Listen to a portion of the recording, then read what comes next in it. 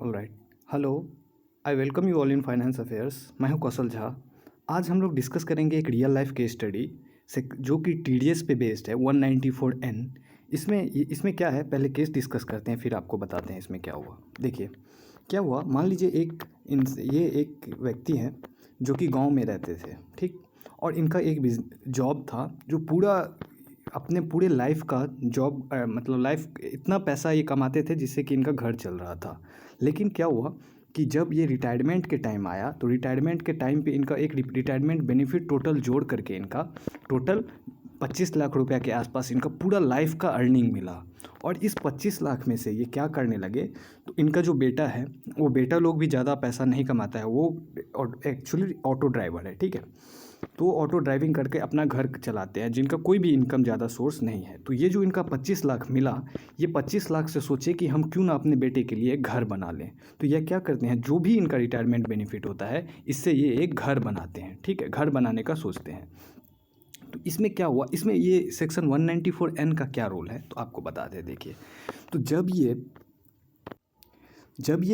ये अपना पैसा निकालने के लिए बैंक से गए तो बैंक से ये पैसा कैश, क्योंकि गांव में रहते हैं तो इनको उतना ज़्यादा पता नहीं था इन सब के बारे में। तो ये गांव में क्या किए, तो बैंक है, हम उस बैंक का नाम नहीं लेंगे, एक PSU बैंक है, बहुत बड़ा बैंक है।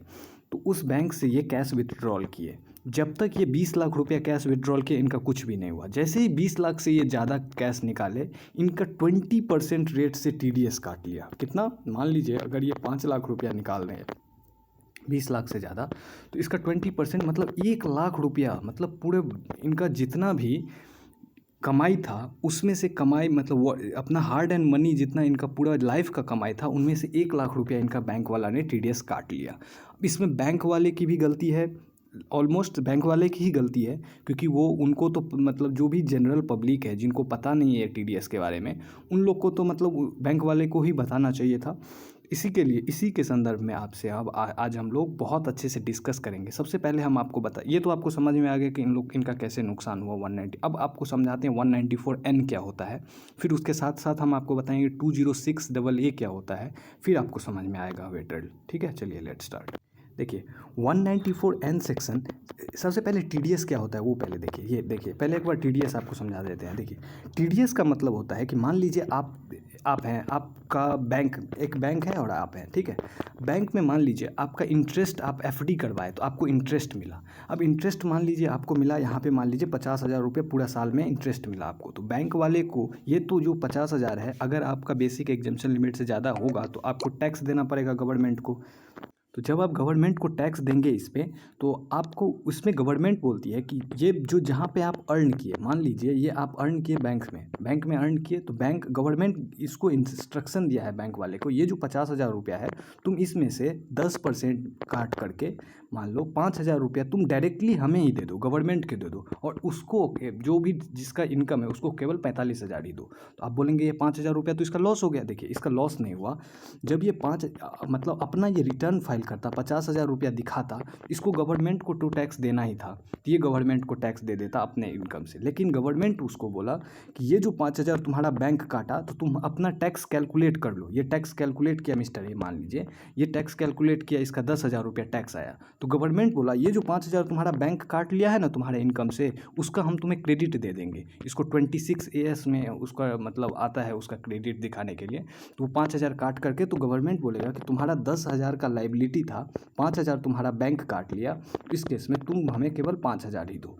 इसे ही बोलते हैं, ये जो 5,000 है इसी को बोलते हैं TDS, tax deducted at source. जहाँ पे सोर्स था इनकम का वहाँ पे ही टैक्स डिडक्ट करके गवर्नमेंट को डायरेक्ट दे दो। तो होप आपको ये TDS के बारे में समझ में आ गया होगा। अब चलिए नेक्स्ट स्टार्ट करते हैं। नेक्स्ट से देखिए 194N क्या है। इस तरह से जैसे आप जानते हैं कि गवर्नमेंट डिजिटल इकोनॉमी को प्रमोट कर रही है, ठीक है। जब से डीमोनेटाइजेशन देख लीजिए या वेरियस और भी सारे रिफॉर्म्स देख लीजिए, तो गवर्नमेंट जितना भी इलेक्ट्रॉनिक मतलब गवर्नमेंट डिजिटल बहुत ज़्यादा प्रमोट कर रही है, ठीक है। तो इसी केस में एक आज से 2 साल पहले 2019 में 194N सेक्शन लाया। इस 194N को का लाने का मतलब क्या था कि ज़्यादा से ज़्यादा लोग बैंकिंग से डायरेक्ट ट्रांजैक्शन करें, ना कि कैश विथड्रॉ करके।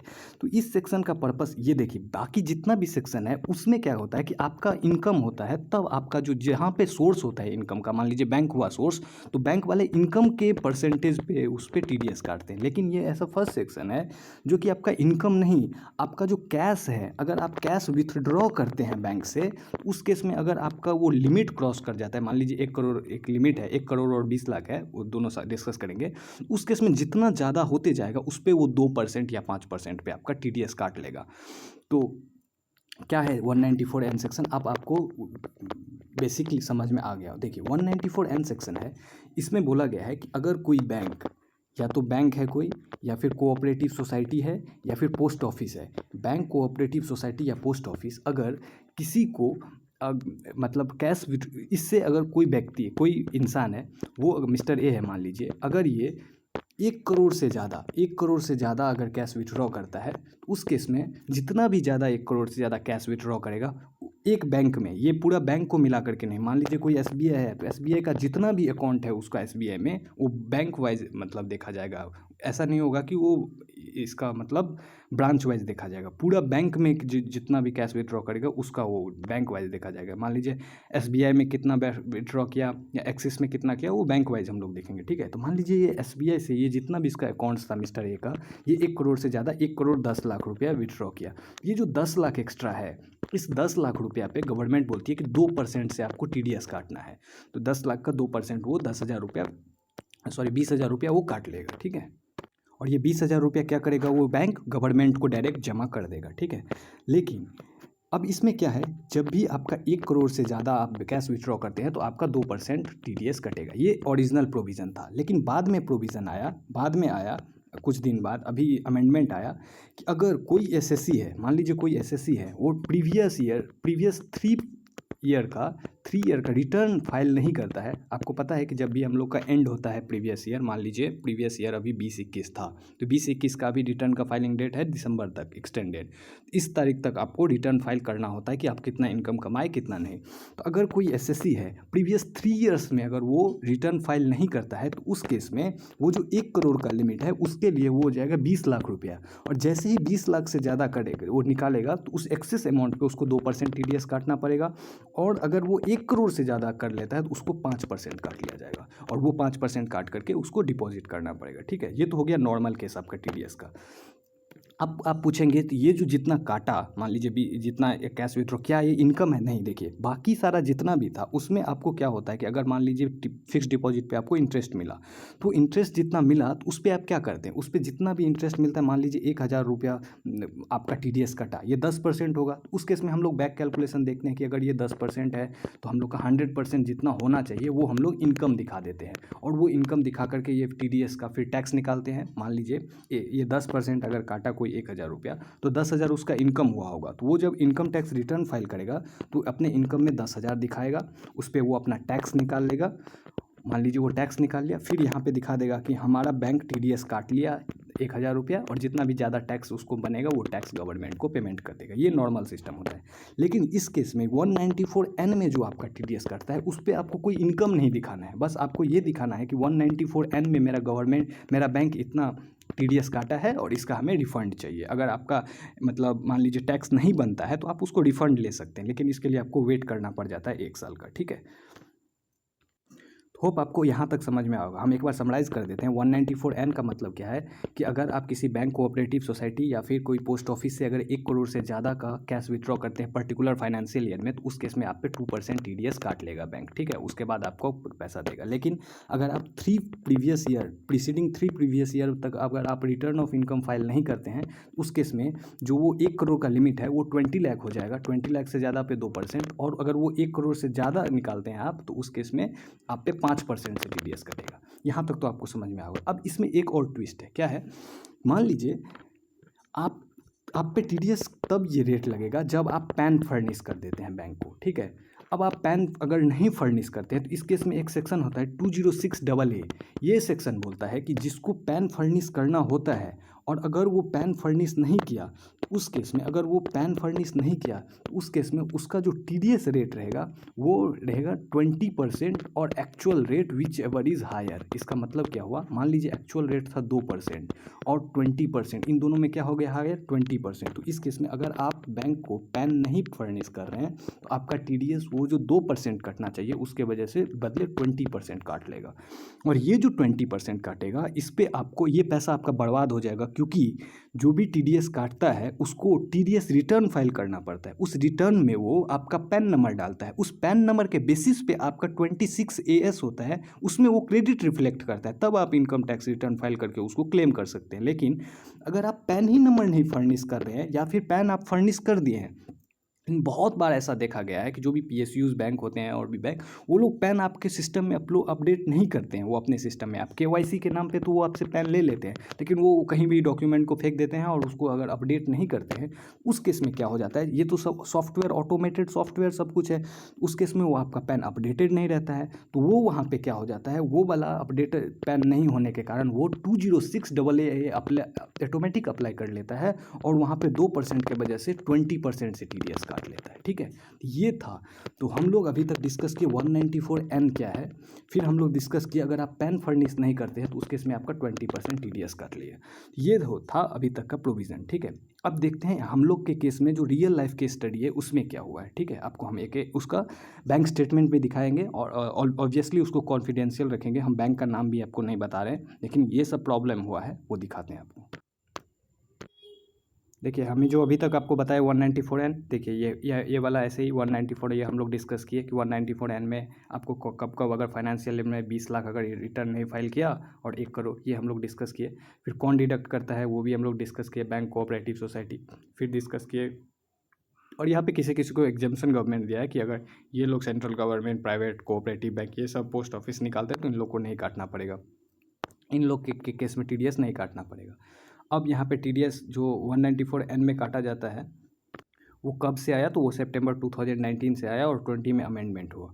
ठीक है, और रेट हम लोग डिस्कस किए 2% वैसे काटना चाहिए, लेकिन अगर वो प्रीवियस ईयर में रिटर्न फाइल नहीं करता है तो अप टू 20 लाख और 5% मोर देन 1 करोड़ में। ठीक है, अब यहाँ पे हम लोग डिस्कस किए 206AA में हम लोग देखे थे कि अगर आप पैन फर्निश नहीं करते हैं तो उस केस में आपका जो रेट होगा वो स्पेसिफाइड रेट रिलेवेंट प्रोविज़न, और जो रेट होगा 20% विच एवर इज़ हायर, तो 2% या 5% और 20% मतलब 20% ही होगा। और इस केस में आप ये सब भी काम नहीं कर सकते हैं, आप एक बार इसको देख सकते हैं। ठीक है, अब क्या होता है कि मान लीजिए कभी भी बैंक अगर कुछ फर्निश कर देता है तो उस केस में बैंक आपको सर्टिफिकेट देता है TDS का कि हम आपका TDS काट लिए, उसको 16A में सर्टिफिकेट मिलता है। और फॉर्म 16 आप सुने होंगे कि जो भी एम्प्लॉयर वगैरह होता है वो जब TDS काट लेता है तो उस केस में वो फॉर्म 16A देता है, 16A सर्टिफिकेट मिलता है। अब देखिए यहाँ पे हम आपको उसका बैंक स्टेटमेंट दिखाते हैं क्या हुआ उनके साथ। देखिए इसमें क्या हुआ, देखिए ये जब पैसा निकाले, देखिए 194N में ये 60,000 रुपीज़ निकाले, 20 लाख से तक तो इनका नहीं कटा। लेकिन ये क्या किए थे, जब इनसे हम मेरे को फ़ोन किए तो इनको हम बताया कि आप मतलब पैन नहीं दिए थे क्या, तो ये बोले सर पैन तो दिए थे लेकिन हम वो हो सकता है अपडेट नहीं किया होगा। तो हम बोले कि फिर आप फिर बोलेंगे तो इनका फिर ये इनकम टैक्स रिटर्न फाइल नहीं करते थे क्या, तो इनका कोई इनकम ही नहीं उतना होता है इनका। आप देखिए इनकम टैक्स रिटर्न कब कोई फाइल करता है, जब उसका बेसिक एग्जेम्पशन लिमिट से क्रॉस करता है। ठीक है, अब आपको एक वीडियो ला करके बताएंगे कि किस पे एप्लीकेबल है इनकम टैक्स रिटर्न। तो अगर मान लीजिए आपका इनकम अगर बेसिक एग्जेम्पशन लिमिट से ज़्यादा नहीं तो आप पे मैंडेटरी नहीं है फाइल करना, तो आप इनकम टैक्स रिटर्न फाइल नहीं करेंगे। तो इसी केस में ये भी एक ऑटो ड्राइवर है, ऑटो चलाते हैं और अपना घर निकालते हैं, उस केस में ये कहाँ से इनकम टैक्स रिटर्न फाइल करेंगे, और क्या इनको पता भी नहीं है ये सब। तो ये क्या हुआ, ये अपना घर बनाने के लिए, वही बोले आपको पूरे लाइफ का सेविंग्स इकट्ठा करके ये घर बनाने के लिए पैसा जमा किए थे। तो ये जब 20 लाख से क्रॉस हो गया, देखिए इनका कितना पैसा काट लिया। जब जैसे ही 20 लाख क्रॉस करते वो बैंक वाला पैन भी अपडेट नहीं किया हुआ था, और उस केस में वो जैसे ही पैन अपडेट नहीं किया, यहाँ पे अगर पैन अपडेट भी कर देता तब भी मान लीजिए उसका 2% कटता तो थोड़ा कम था और वो रिफंड ले लेता। लेकिन इस केस में क्या हुआ, बैंक ने पैन भी अपडेट नहीं किया है और उस केस में वो 20% रेट अप्लीकेबल हो गया है, और वो उस 20% का ये क्लेम भी नहीं, मतलब डेड लॉस है इसका। हमने एप्लीकेशन भी किया है बैंक को। अब अगर बैंक के पास एक ही ऑप्शन है, वो रेक्टिफाई कर दे, रेक्टिफाई कर देता है तो ठीक है, नहीं करता है तो इनका पैसा बर्बाद हो जाएगा। और आप जानते ही हैं कि प्राइवेट सेक्टर PSU बैंक का क्या हालत है हम लोग के देश में। यहाँ पे देखिए 194N में इनका क्या कितना पैसा कटा है। देखिए एक बार इनका 20,000 रुपया काट लिया है, जितना भी वो 1 लाख रुपया निकाले 20,000 काट लिया, 2 लाख निकाले 40,000 काट लिया, ये ऊपर 20 लाख के ऊपर का बता रहे हैं। फिर देखिए ये 60,000 निकाले 12,000 रुपया कट गया। फिर यहाँ पे देखिए ये यहाँ पे और कितना रुपया निकाले, इसमें 21,207 रुपया कट गया। इस तरह से इनका लगभग 80 92,000 रुपीज़ इनका हार्ड एंड अर्नड मनी, पूरे लाइफ का सेविंग का इनका कट गया।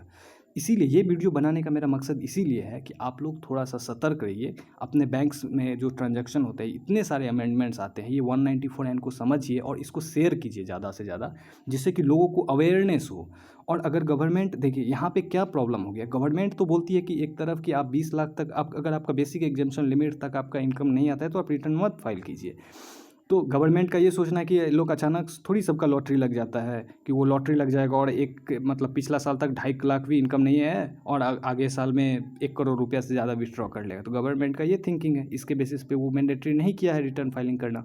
तो अगर यहाँ पे इनका तो रिटर्न फाइलिंग भी मैंडेटरी नहीं है। और बैंक ने उनका पैन, इनके पास पैन है, मेरे पास ये पैन भेजे, इनके पास प्रॉपर पैन है, ये KYC भी जमा किए थे, लेकिन इनका बैंक ने अपडेट नहीं किया था अपने सॉफ्टवेयर में। इसके वजह से ये गलती हुआ और इनका 92,000 rupees hard and earn money, पूरे लाइफ सेविंग का, वो इनका बर्बाद हो गया।